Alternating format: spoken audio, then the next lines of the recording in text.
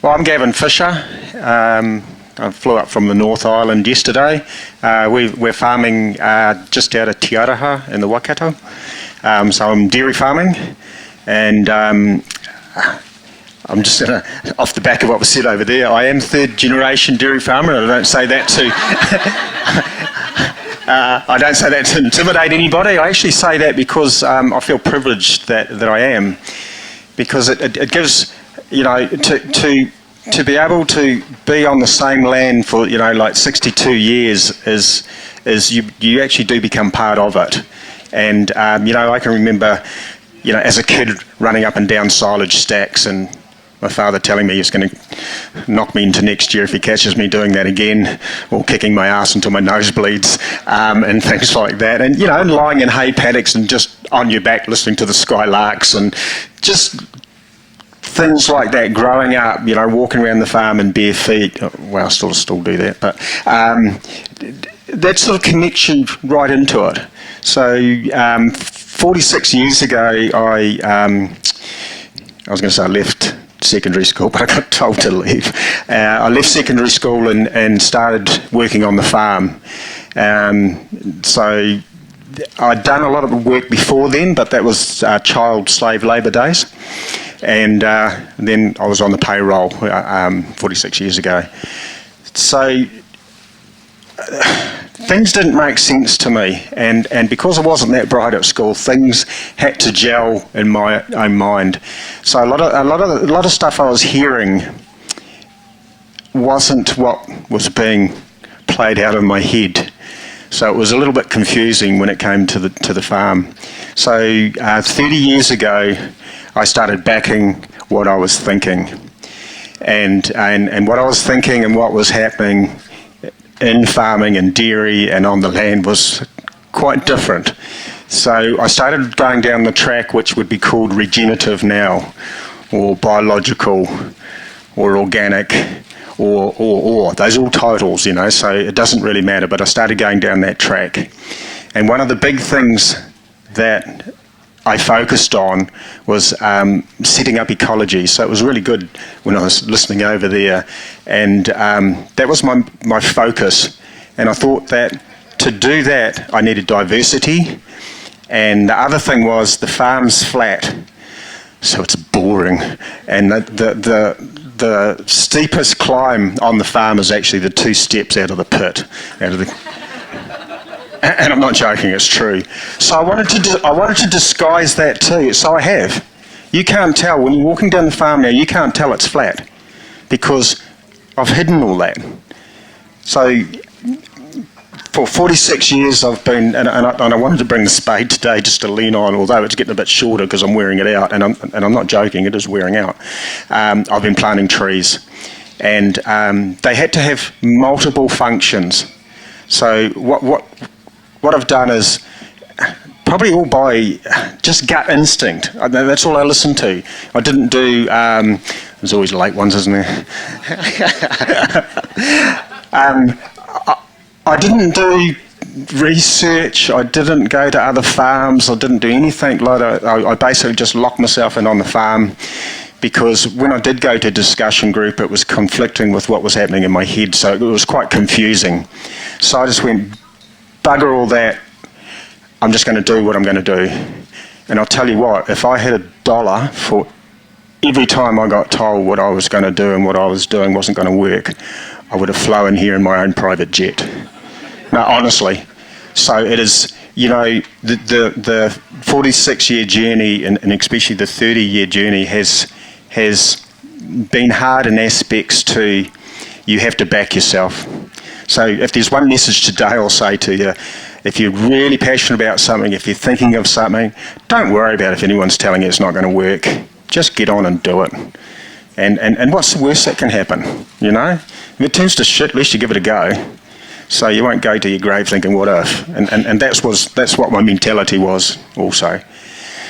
So I started the process. I had to tell, because I was working for my parents, I had to tell a few lies to start with, you know, what I was doing.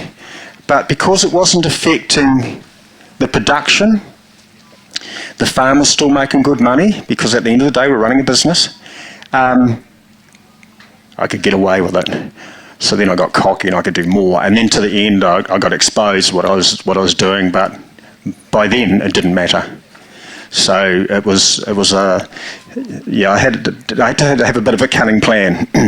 So I kicked off by, as I say, planting different trees. We ended up putting in even fruit trees, nut trees, all through the farm. You know, I always joke if I get the shit at home, I don't even have to go home for lunch, because I don't. I could live down the farm now. And there's not one day that I can't pick something, whether it's an orange or a pear or an apple or nectarine or a tangelo or, you know, almonds. Everything. We've got it. You name a tree and it's there somewhere. Sometimes I forget. And I remember seeing this orange sort of glow down a fence line one time, and I thought, what's that? And I went down there and went, oh, that's right, I planted persimmon there. I'd forgotten. And it was the first time it had fruited, so I hadn't seen it before. And that's always the exciting thing about reaping the rewards of what you've planted. You know, you just get back all the time. We've had our first apricots this year. And, you know, when I was... Some of the things I was planting, I thought, oh shit, I'm going to be dead by the time those are ready. But time goes really fast, and thankfully I'm alive. So, you know, you can get the rewards for that. And a lot of the stuff that's being planted isn't just, you know, when I put those trees in, they had to tick so many different boxes. And what I just described there was cash crops, if you like. But a lot of that fruit, you know, those trees flower. So now you got the bees, now you got the insect feeding and you know, the insect pollinators and stuff like that. And then of course I share them with the, you know, the birds take some, so now you've got a bird life that's come in. Some hit the ground and rot. All right, well they don't actually rot, they become food and they become part of the food cycle. And to have diversity, because that was the other big key in my system, it was food, diversity and biology, all those things. And it's really interesting, and that's how the planet's still going, is things get better, not worse. Like, they go through a digestive system, and although goodness gets taken out for the life of whatever digested that, what comes out the back end is even better. And I know that doesn't make sense, but, you know, it's like you could get a roast meal and put around a citrus tree. Then you get a roast meal and feed it to a pig, and then wait for it to go through its system, and then you get that crap that come out the pig and put around a citrus tree. Which one do you reckon kicks that tree in the arse and makes it grow better? The crap that came out of the pig. All right? It's been through a digestive system. It's put into a more available form. Although that pig took out nutrients and bits and pieces to sustain itself, that is still perpetuating and getting better. And that's how things work. So the importance of the diversity in my system was huge. So not just for shade and shelter for the trees, but for different temperatures, for different gas mixes. The leaf fall. My cows now and the animals on the farm, and I probably should start showing some pictures, I always forget to do that, but they're vertically grazing now. So all around the farm, each paddock, you know, cows, they can graze about this high. If you lay that out, that's a grazable wall that you never had. So it's utilisation of your land. And what goes with that is, at home at least, it's about 3 metres down what we call the old swamp floor, because that is where the old swamp floor is. And then underneath that is where old volcanic eruptions and all that sort of stuff. But anyway, the tree root systems go right down into all of that. And they cycle that for me. Through leaf fall, now the cows are eating it. So now they share that nutrient and mineral with the shallow rooting plants, and I suppose the deepest rooting pasture plant is probably lucerne, but that goes nowhere near the depth of what those roots and the systems of the trees go. So I'm building and it's building and it's building. And what it does is even when some of those leaves hit the ground, they're a full dinner plate. They've got fungi on it, they've got all sorts of living organisms on it, and now they're being consumed. And I run lots of field days and education days at home, and ones that have been there, I have to say to them sometimes when they're walking through the pasture, I haven't plugged that pasture up. That's not why it's rough. Get on your hands and knees and have a look. And why it's bumpy and rough is castings, worm castings. It's just big ones like this. And that's from a particular worm. It's a subsoiling worm. And the holes that are made there are like nutrient highways. And now you've got filtration, your water can get down there, your root systems use that as a highway, so you've got deeper root systems. And I don't know if you've ever dug a hole in the summertime, but the ground doesn't dry from the bottom up, it dries from the top down. So the deeper you got your root systems, the longer your pastures hang on. And then I wanted a whole lot of diversity in the pastures. So I introduced a whole lot of different species in there, but also what happened by default was a whole lot of other things started growing. As the biochemistry changed, because I went away from the thing that didn't make sense to me, and that was sitting on a little Fergie tractor spreading superphosphate, and a potash actually it was, and my father saying it was good for the soil, and it was rusting the bonnet of the tractor and it was stinging my skin and burning the grass. And I was thinking, well, how can that be good for the soil? And then why are we relying on a ship coming from the other side of the world to bring nutrients so we can grow food? I just thought that was, in my mind, my simple little thinking was, that's just flawed to bits. And I've done a little bit of travel and stuff like that. I've been to places where you've seen 6th, 7th, 8th generation on land and never put any input into it, and it was thriving. So I had the confidence that, we weren't going to run our farm out, because I was told if we didn't use superphosphate and didn't use, the NPK and the synthetic fertilisers, and this is 30 years ago, that our pastures would just run out, would go bankrupt. I was told if I didn't use antibiotics and things like that to control mastitis and things like that, I'd have a mastitis problem from hell. I was told that if I didn't use worm drenches, that I'd have hairy, pot-belly, scabby-looking calves. All this stuff was bullshit, because, well, I know that, and I can show you photos, and that didn't happen. But what I did then and what I do now is two totally different things. And I think that's important for me to say, because I used to make a whole lot of biological brews. I used to make my own sort of fertilisers. There was fish fertilisers, there was seaweed, there was comfrey, there was all sorts of stuff at the beginning. For my cows, I'm still married just, my wife looked out the window and I was digging up the lawn and planting echinacea back then, and I was using that as an immune boost for the cows for mastitis. And on the outside of it, I was growing calendula flowers to making the calendula creams and stuff for the teats of the cows for cell division and to keep them soft and all those sort of things. So that was the transition of going from what we were doing to, I sort of had a 20 to 25 year vision of where I wanted the farm to be, and I wanted it to work for itself. So pretty much we're at the stage now where I just manage what's happening. I foster a lot of the ecologies and stuff that's going on, and I just manage it all. And the biochemistry, biophysics, all the different plantings that we've got, the shade factors, the insect life now, the bird life, and all those sort of things, they're the engine room of my business. And then of course I've got my bovine biological harvesters, as I call them, because that's what they are. And at the same time, they're actually bovine biological fertiliser factories. But the good thing is, and it's a bit like we heard over there, it's a bit like your gut health is your immune system and stuff like that. Well, these cows, by mistake, are eating insects. They're eating slugs now and again.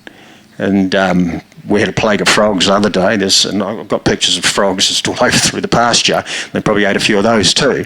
But what that's doing is adding diversity to their gut. And of course that comes out the back end, and that's in the dung. And then what eats that is adding diversity. And it's the same with when we have branches, and we had more than branches come off that January the 22nd, we had a hurricane winds and a storm come through, and it wiped out lots of trees actually. And it didn't matter, there was no rhyme or reason to the variety of the tree or where it was planted, and shit happens, it does. And I can remember my father getting, there was about 400 or 600 trees, they were shitty trees anyway, but they got wiped out in one storm. So, but then I look through that and I look at all the bark, the leaf, and all that got spread out all over the place. And the cows, they've just been consuming so many trees. And they'll eat branches the size of my finger. So, you've got all the different, whether it's tannins, whether it's, I don't know, you could go on forever what's in and everything. And actually there was a guy that I knew did some research, and he had goats. And instead of feeding meal, he was chipping things like willow and then poplar, Polonia and stuff like that, which I've done. I did in a drought, and I was putting it in piles and they were hoovering it up like maize out of paddocks. But the nutritional value of that was better than his pasture. That's what showed up. So having trees actually add in to pastoral farming, not just because they can eat them, is because of the other aspects of the root systems, of the conductivity of your soil because of your trees, through static energy, through the sharing of nutrient, through the insects and the bird life, and the temperature. It actually changes the whole temperature because of the gas mix and everything like that on your farm. And I can't see how you can have a whole lot of... Actually, I should start going. I don't even know what's up here. And we never will. Hey, what's... It's broken, isn't it? Yeah, it is broken.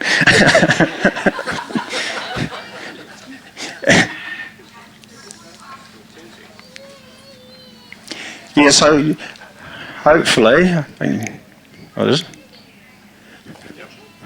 Right, I'm just when I was doing some plantings and stuff like that, I was looking at like shade factors, so the direction of where I was planting the trees. And this is all by mistake too, because I wasn't really thinking of it. It's just at the time I was just planting trees and just thinking, oh yeah, that'll give me some shade here, and oh, the wind blows from that direction. It was just... I'm not advocating this actually. It was just all by default really, but it worked. And I looked at things like some of the trees. I didn't want the farm to go naked in the wintertime, if you like all the trees just lose their leaf and then there's no shade or no shelter. So there was a decision on evergreen to deciduous. And then there was other things like, I used a lot of flax too, because flax is about cow height. You won't blow that over, and it doesn't cast a big shadow, so that's good in the winter time.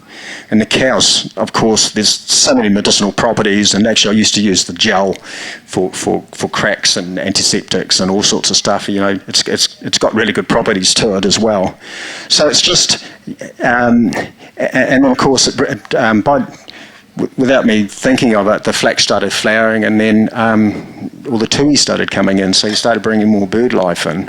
And although you might not think that's important in your farming, if you're running a biological system like I am, it's hugely important. And although we've been certified organic for 26 years now, that part of it is just... you could say a marketing part. That's the outside the gate part. By being certified, that taps me into the high-end market. What we do inside the gate is different. And I've always said, and I've been saying it for 25 years, if you're looking at going organic, don't use the premium to set your system up. It should stand on its own 2 feet, and if it doesn't, you're not doing it right. Because, or you should change that word to subsidy, because you'd be using that to subsidise your system. And then if you just want to swap products out, just go, oh, what organic products can I, certified organic products can I use to replace the non-organic products that I had? All you've done is added cost into your system, because I don't know if you've noticed, but if you go out and buy an organic product of any description, it's usually costs more than a non-organic. So if you just done a swap, you just added a lot of cost to your system. And I just always use the analogy that if you had a rock sit next to your bed and every morning you kicked it and you stubbed your toe, would you leave the bloody thing there just because you had an organic bandage or plaster? No, you wouldn't. You'd move the rock. So the key is to actually move the rock. Move what's causing the problems. And like I said earlier on, that I felt privileged being third generation. One of the privileges there is I talked to my grandfather. I worked alongside my father, and they talked about things, and I've seen things. And I seen when we were getting more metabolic problems, more animal ill health. When we were building the fertiliser bin bigger, we weren't growing more grass, we weren't doing better. And I thought, and then there were certain things we were doing, and then I could see the problem that we got with it. So for me, it was quite easy. I just stopped that practice that they introduced that caused the problem, and then that went away. And then what we're seeing now, because of the whole farm being planted, I should start showing some photos. And then now there's food here. There's those beautiful pods there. The cows just reach up and just mow them out. So it's beautiful food at the same time. And I don't even know what that is. Oh, that's just a shade factor again. And the myth, that trees will rob the nutrient from the pasture. I'm growing good pasture like this, without input, right up to the trunks of the trees. So a lot of things that are said are different to the reality. Let's just see. So this is, I've got lots of hedges that are like feijoa. And then, of course, in between there might be apple trees, there might be peach trees, or rosemary bushes growing. I've actually just planted 75 passion fruit vines in between rows, and I'm just going to grow them long ways. So I'm layering and adding in. So I'm starting to stack the farm, all right? And like I said to a bank manager about 18 years ago, because they always want to sell you money, and he said that there was some land coming up across the road, and I said to him, why would I want to go out when I can go down and I can go up? He thought I was some sort of nut bar, I'm sure of it. But I was serious. So what we've done now is we are going so far down now, and we're going up. And so that's utilisation of your land. It's sort of the city approach, really. All your underground water systems and your sewage and these skyscrapers because you haven't got the room. Well, that's pretty much what I'm doing. So it gives somebody else a chance then to have a land and to farm. This is along the one of my main races, and it's curved like that. And that's where all the cows eat it. That's feijoas. There's about 400 of them down there. And Environment Waikato, they were giving away a bit of money at one stage for riparian planting and stuff like that. And I thought, and for fencing. I thought, I wouldn't mind a bit of that. So I got the guy out And we're walking along there, and well, he was telling me that I didn't qualify because I only had drains and not creeks and rivers. I did have to remind him where those drains flow to, but anyway, I wasn't going to attack it wasn't his fault. But anyway, I said to him, well, this is riparian planting. He said, no, it's not. I said, why isn't it? I said, the feed jar, it's a heavy feeder, shallow feeder. Along there, the cow's always having a dump and always having a, wee, and that all runs off. That's capturing it. And then they chew it and they eat it, and then they walk and they put that nutrient out into the pasture. So they cycle it. And because we've got good worm population, good fungi, good bacteria, nematodes, protozoa, bore you to death with all the stuff that's happening, I capture all that nutrient. I don't want it to go anywhere. So it keeps building and building and building. And that's what we're noticing. I think now at that 30-year stage where we're at, we've just been going down the runway, we're just about to take off. Things are really, and I've seen the changes all the time. I'm not saying it'll take you that long to get there. We've had a lot of benefit on that runway, but it just keeps building and getting better. And then all of a sudden it just starts really launching. And I couldn't, here's just better, like planting the rosemary and stuff. Actually, there's rosemary there, there's a peach tree there, there's, those are feed jars, there's olives, because the olive leaf has got really good oil and stuff like that. And olives aren't too bad either, actually. And one time I was hosing the yard down, I was going, what's that? And I realised that some of the turkeys that we had been up the tree, and of course they had a crap on the yard, and there's big pits like the olive pit all over the yard. So I was wondering what the cows had been doing actually, but it wasn't them. And it was just some of the, the interplantings along the fence lines. What's there? Oh, that's just a few cows chilling out under the trees and in the shade. Oops. What happened then? Go back. No, we won't. Yeah, so they're just under the shade there. Just some of the other plantings. So there's all sorts. Diversity is the key. And here's, a bit of some of the polonias there flowering and stuff like that. They don't like wind, so they weren't the first things I planted. And it's really interesting. I did a bit of a planting project for a few farms, and there was one tree, and I wanted a little bit more info on it, so I googled it just to have a look at it, and then I got zoomed in there, and as you do, and got a bit carried away, and I started looking at things, and some of the shit that I read of, you can't grow a tree here, you can't do this, you can't do that, I thought, bollocks. I had those trees at home. They were growing in those soils that they shouldn't have been growing, and they were growing in places that they shouldn't have been growing. So just be a little bit careful if that's your only source of information. It might not be quite correct. Go to somebody's place or look around your environment and see what's growing. Nature will tell you more than a human with a perception of something else. Oh, it's just another pasture and trees in the background, and you can still see how these trees have been chomped away at.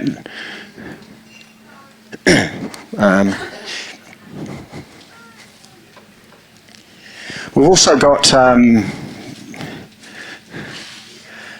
just the cows having a munch. That's pretty much a lot of the tucker that they go into now. I've been advocating long rotations for many years now, and I believe I'm able to do that because I can actually hold diversity and things like that, because what the trees actually do is they create that diversity at the same time, because they create conditions, whether that's cooling, whether that's from the shade, or whether it's from the nutrient from the leaves, or whether it's from the gas mix, whether it's from some of the the root systems and the communication systems, because they work in a symbiotic relationship. There's a whole lot of synergies going on between the lot. And I hear all the time of diversity being talked about for pasture, but I don't hear about the shrubs and about the trees. They're together, actually, if you really want to drive it, I reckon. And this is all my opinion, what I've experienced. So I'm not telling you what to do and how to farm or anything like that, or stuff like that. This is what I've experienced and what I've found and what I see. Okay? And I think, that's important to understand. That's what works for me on my patch of land and the environment that we've got. Yours might be different. If someone gives you advice over the phone, what trees to plant, what fertiliser to use, how to do things, and they've never been on your farm, hang up. It's the best thing you can do. All right? I think, no, honestly, I'm not being smart there. They just wouldn't have a clue.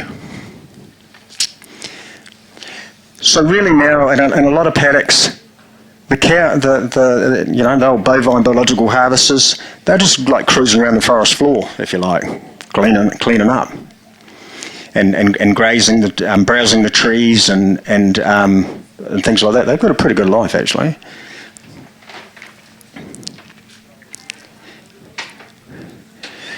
And it's amazing how high they can reach. Look at that.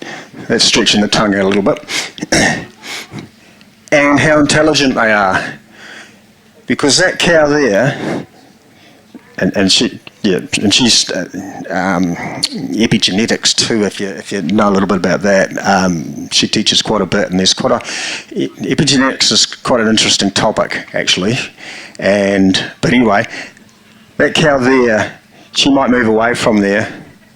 If we get a shower of rain, she'll go back, because she'll know the weight of that water will hold that branch down a little bit more. It can get a few more leaves. That's smarter than a few politicians I've met. And this is shearing. You'll see, I think there's apples on there. They're pinching my apples. They eat my peaches, but they can only reach so much. Oh, that's just a photo just proving. It's not showing that trees are cannibals, because they're eating wood there, because it's eating that post. It's just to show that the vegetation is growing right to that trunk. That tree's not stealing anything. Actually, it's contributing. And I went to a field day in 1980, and the topic of because I was told when I left school, learn from the good farmers and all that sort of stuff, the topic of the day was a good tree was a tree with a chainsaw through it. And to be fair to them, there was a lot of trees that were planted in the wrong places, and they caused havoc, and cows aborted on them, or they broke and fell on fences and buildings and stuff like that, and had roots sticking out and smashed machinery. So I can sort of understand a little bit, but some of the crap I heard, they steal nutrient from the soil. I mean, I was fresh out of school, and I just put my hand up and said, I've never seen a tree run down the tanker track and out on the road yet. And they didn't really like that comment. And one guy, he was milking 200 cows, which was a lot of cows back then, believe it or not. And he said they make a mess around the trees. I asked him how many trees he had. He had 4 trees on his place. Of course they're going to make a mess. They're all trying to compete, and we all know what happens when an animal gets stressed. It's going to have a dump. And they're all trying to compete for that shade. And they're a hell of a mess. But the cure wasn't to chop those 4 trees down. It was to bloody plant more. So I did suggest that, but I think I was too fresh-faced and pimply to be listened to. I think there goes a peach, actually, down the gob. Yep, definitely gone. And that's what the cows do. They go into the paddock, and a lot of the time I go, why did I bother with that pasture? Because they just go straight to the edges, straight to the trees. eat the branches, eat the leaves, eat the fruit. Then they start on the salad. And it is a real salad. And I think, and it's not just having that diversity in the pasture, it's how you manage it. And why I say that, it is your round rotation, because when I've got, I just couldn't put more photos up, but I took, it was just the other day, and I've got it on my phone, but it's a dandelion flower, and the stem and the flower is as long as a standard, a pig tail standard that you put on the ground, and that was standing straight upright. The nutritional value in that stem is different to the nutritional value in the leaf of the dandelion. It is different to the nutritional value in the flower. And if you don't let plants express through those stages, you do not get that. And that's just the nutritional value. That's not to mention the nectar feeding insects that need that flower. So there's a whole lot of different things that go into it. It's just a big living melting pot, really. And there's so much happening that we'll never understand it. And it doesn't matter, I don't think. It's about observing and seeing some of the benefits and then just fostering that a lot more. I like to, in the Waikato, we get some pretty nasty frost, so I like to push the boundaries. So in between, there's bananas growing there. I've just done a shitload of cuttings of canes of boysenberries and stuff like that. I'm going to put them all around because I can put them in the tree lines, So I'm starting to get into vines. I'm starting to stack and starting to do different things. And with the bananas, the best way of stopping the frost to them is canopy, and the breath, if you like, from the other trees at night time to keep that ambient temperature up. Better than a frost cloth, actually. So what we can do, so the thing is, as you build your system, you can actually start planting and introducing a lot more things into it than what you ever did before, because how it's changing as you go. I haven't followed the carbon thing. When I was doing plantings, it wasn't really a thing back then. Carbon for me wasn't about locking it up. It was about cycling it. It's a building block of life. That's what carbon is. It should be cycled, and it wasn't about putting a forest in and calling it a carbon sink and locking it all up. And so when I did my plantings, it wasn't around carbon. It was around the ecology. It was around all some of those benefits that I'm talking about that I had. I did have actually a little bit of a speech thing that I left at home, so I probably missed out quite a bit of shit that I should be saying. Here's just some of the flax, just to show, especially in the winter time. They'll chew them back quite hard, which is quite good, so it doesn't affect the fences so much. And some of the flax I planted, I did actually do a little bit of research on that, and because they did grow flax for the flax industry, because we did used to have a flax industry. That was our New Zealand hemp industry, basically, in New Zealand. We had big flax mills around us. My father was telling me, he's 90 now, so he tells lots of stories. Some of them are bullshit.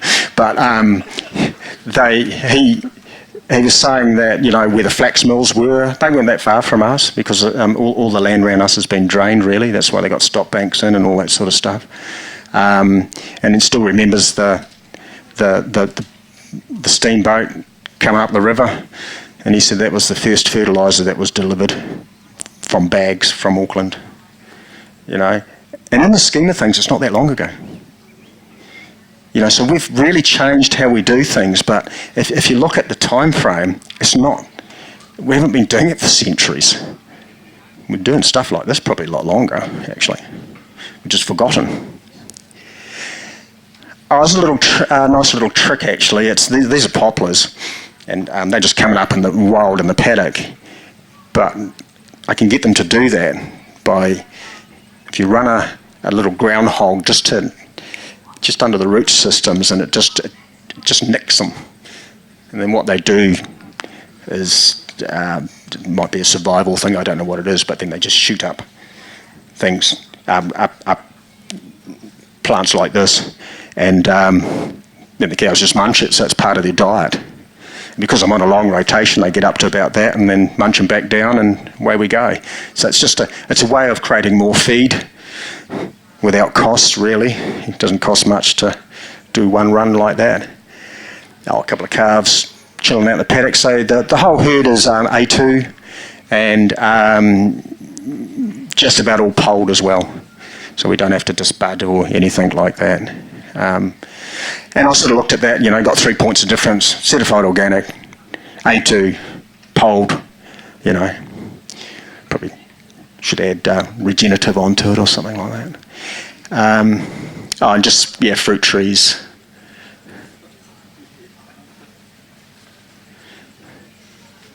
Come on. I just want to... just cows pigging out again. Loquats. There's some passion fruit that I've been putting in, so I'm just using a bamboo stick. So I'll grow them up that to start with, and then I'll just grow them out between trees and stuff like that.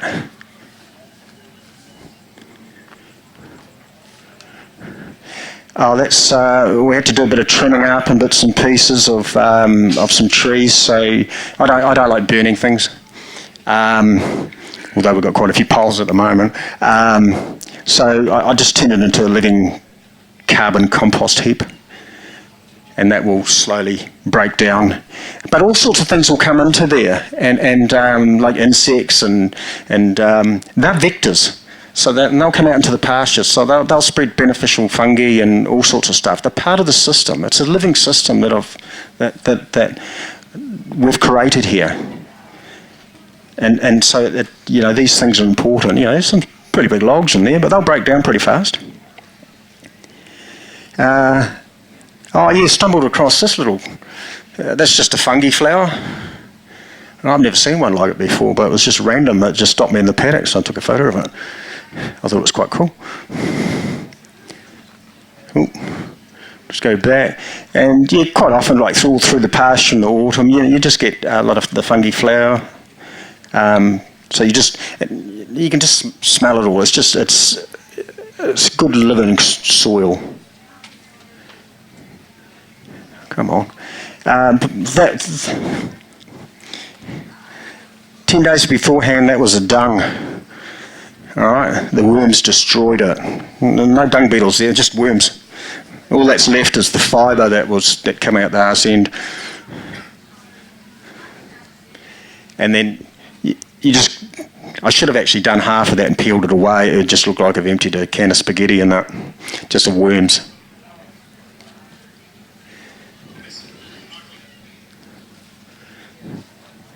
Oh, there's another dung there. Yeah, sorry, I'm showing you photos of shit. But there's another, and you can. It shouldn't be that acidy and that rancid that nothing grows in it. All right. I don't know if I put it in. I've got some of those pods that you've seen in the seeds that are eating off that tree. I was going along the paddock, and in the dung there's trees growing. I was like, shit, mate, even my cows are planting trees now. It was great. But it's part of cycling, and that's the real important part here. And I know my topic and friend was going, try and stick to the trees, and I was going, yeah, okay. But I can't just talk trees, because trees are only a big part, a huge part actually, of my system. But everything is interconnected, and I think that and that's really the part that they're just Paulownia trees. It's like that's just coming up in the pasture now, so they just shoot little bits out, and cows just munch away on it, and they'll just eat that right down to the ground. Then it'll come up again. I always like to do experiments. I call this one tapping into nature, and because I am. That's a poplar tree, actually. I can get 20, depending on the phase of the moon, I can get 20 litres of sap out of that little puppy in 2 days. And I've done lots of experiments on, a lot of people chip it for compost and grow fungi on it and all that sort of stuff. And what I did is I observed cows, or any animal, goats, sheep, you name it. They'll go straight for the jugular. They'll go and strip that bark off. They'll I'm thinking, there must be something in this. So I'm doing quite a few experiments with that on using it as a putting it on soil, seeing how it interacts with fungi. Also, using it as a tonic for animals and stuff like that. So, what's the time? 13 minutes. Okay.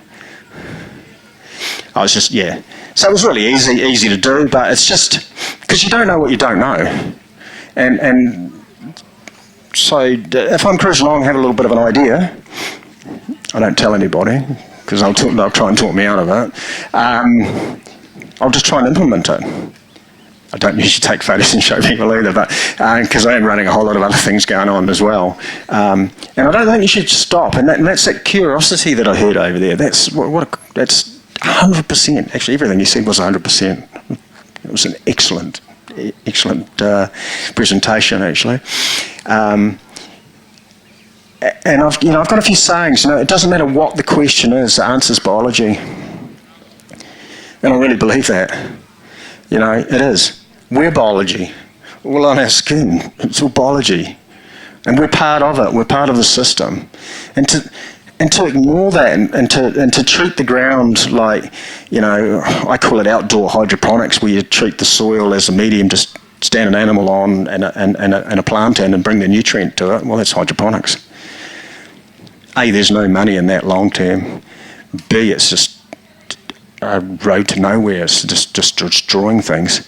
And the nutritional value, what from that system, is nowhere near as good, I don't believe.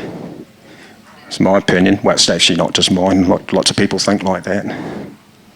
Oh, these are the frogs. This was 10 days ago or so. There's 1, 2, 3. That's just one patch. I was just cruising along the paddock. I thought they were grasshoppers. I do know the difference, but it was just the ground that the pasture was moving. And I don't know if you've just been along grass and there's lots of grasshoppers and stuff like that. That's what I thought it was, and I just went, gosh, the frogs. It was, but we've had heaps croaking for a long time, and as kids we used to, from one of our ponds, we used to gather them up in sieves, it was like tapioca. That was all the eggs, and then when they hatched out and grew in little tadpoles, we used to put them in preserving jars and then watch them grow legs and tails and then turn into a frog. And that was our childhood fun. But that's what happens. That's and there's probably a lot of people don't know how a frog turns into a frog. They probably think it just hatches out of an egg into a frog, which it doesn't. Oh, we've also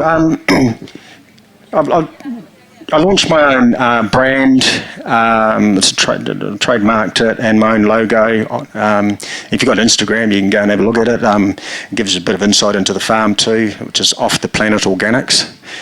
And part of Off the Planet Organics is we sell eggs.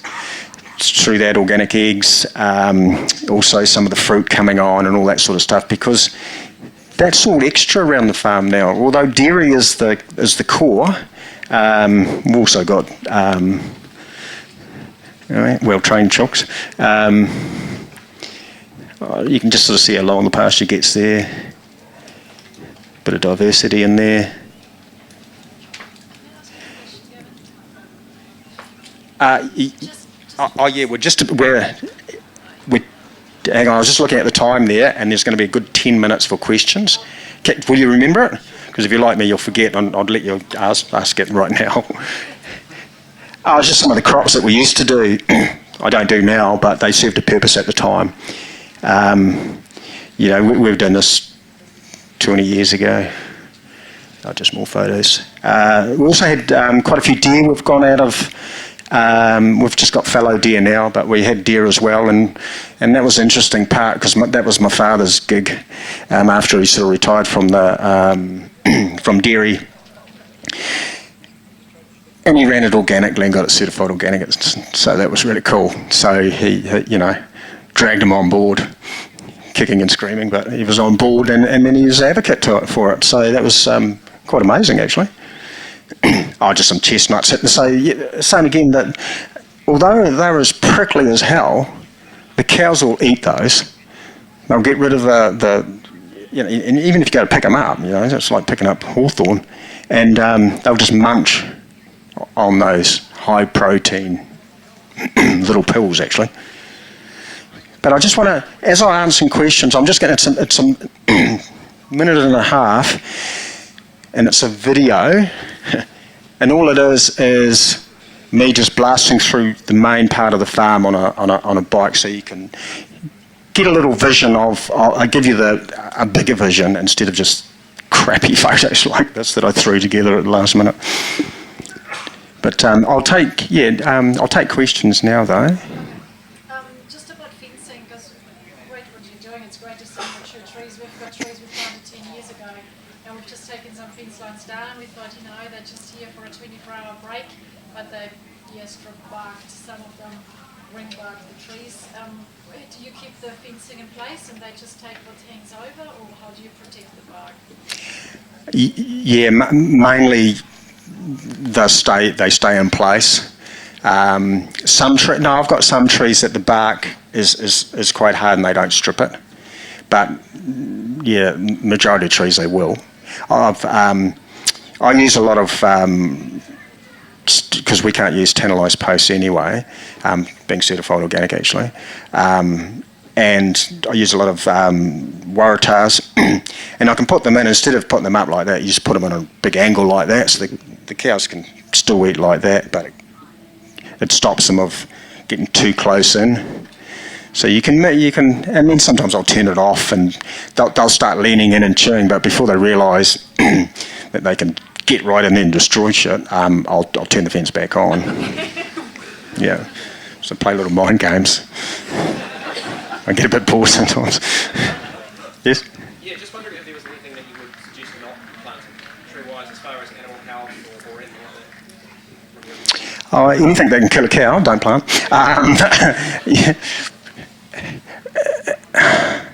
Interesting enough, if a cow's not starving, it won't normally eat a plant that'll kill it. Some of the stuff that are planted around, and I put a herbal patch in one time, and it had 20 different herbs, and it was 20 metres long, and if I got an animal that was a bit off, I put it in there and watch what it'd go for. I'll be honest, the first bitch went for a bloody dock leaf. But that rosemary that I've got going around, if you do a bit of research on that, it's good for blood purifying and stuff like that. If the cows are ever eating that, it's usually calving time if one's retained its placenta or something like that. And then with a lot of your native plants, I did a bit of research onto some of the medicines and stuff like that, and it's interesting what your cow will eat to self-cure itself. And I always say, your cocktail, your medicine cabinet should be out in the pasture. They should be, self-medicating. So, to answer, I haven't really answered your question. There was trees that you probably shouldn't plant. You just have to do your research on those. Yeah. Yes? I'm just along the same line as the fencing. Mm-hmm. So with young trees, what system do you use to protect those? And then same with your herbs and your lower stuff, protecting those while they establish. And then the last bit of that would be your electric fences. How do you manage the plants not kind of getting in the way of your electric fences working well? Okay, you turned one question into four then, didn't you? No, it's fine. I'm just trying to remember the first one. So I don't really use a lot of protection. That didn't sound right, did it? What I was going to say is survival of the fittest, basically. And we're quite lucky, and this is the thing. depending where you are, depending on your soils and your weather and things like that, you might need to water, you might need to protect, but we don't need to. And I protect it from the animals. That's the big thing, is the animals. I did have hares at one stage starting to, because they can reach up about this high and they'll just chomp things. So I did do a bit of a night shoot, and I just left them lying on the ground, and then the hawks come in. And actually last year we had 2 harrier hawks nesting on the farm, and I documented all that. It was quite good to see over there some of the documentation. Mine's nothing like that, but it was, the chicks and the hawks were hunting the farm. And then I'd go to the nest and you'd see a rat's tail, pukaka leg, just stuff like that. So, it's that predator. We're quite lucky in New Zealand, and God, listening to that before, crumbs. We don't have all those sort of things, so it's mainly the cows that are the problem. Yes? I noticed that your pasture looks particularly clean, and I just wondered what grass stocks you've got in there and how you're keeping invasive species, or what invasive species in your pasture don't you want in this ecology system? Okay, yeah, no, good question. Because it's so dense and there's so much variety there, no one species takes off. It's a bit like I've heard, 2 minutes, shit. It's a bit like yarrow, for instance, and I talked to some of the farmers a little bit older, and they were saying, oh yeah, that'll just take over. And in the summertime, if you've just got ryegrass and a little bit of clover, the clover will turn its nose up after 25 degrees. The ryegrass won't do that well. The yarrow loves it, so it'll just start spreading and taking over. But if I've got the plantains, the chicories, the cocksfords, the dandelion, blah, blah, blah, red clovers all growing, you don't get things taking off. And the other side of it is, and I was at the field days one time on a stand, and this older guy came up and he said, and I knew he wanted to scrap, and he came up and he said, so what do you jokers do for ragwort? And so I just said to him, what do you do? He said, I've been spraying it for nearly 50 years. And I said to him, well, clearly that doesn't work. He just stood there and looked at me because he hadn't even thought of that. So, and I didn't want to be a wanker, so I said to him, well, I sort of did actually, but I said to him, have you pugged a paddock in the wintertime? He said, yeah. So I did a little bit of grazing, and I said, yeah, no, that's good. I like an honest farmer. And I said, have you gone back and noticed that line where you had that fence and where you pugged that break, but not the other one? There's all these other species growing in there. There's all these weeds growing there. You might have dock, you might have willow weed, you might have those sort of things. It's the conditions, and it's your management at the same time on your weed infestation and that. Just because the seed's there, it doesn't necessarily, it needs the right conditions to flourish. So what we've noticed, and the biggest thing I've noticed now, is that what we grow is seasonal in aspects to heat, moisture, cold, and all that sort of stuff. We don't have a static pasture. If I had a time-lapse camera, it would blow your mind of what's coming and going all the time. So, it's time. Any last questions? I'll push the barrier. Yes? Just out of curiosity, if people are curious about learning more about what you do and kind of your systems, do you have any content or resources that you would recommend, like podcast episodes or anything that you do personally? I don't listen to podcasts. I don't have time. Too busy digging holes. But there's lots of information out there, and there's lots more coming on and stuff like that. And I think today you'll probably get, and tomorrow you'll hear of that too. So, yeah, you'd be right. So, yeah, no, thank you.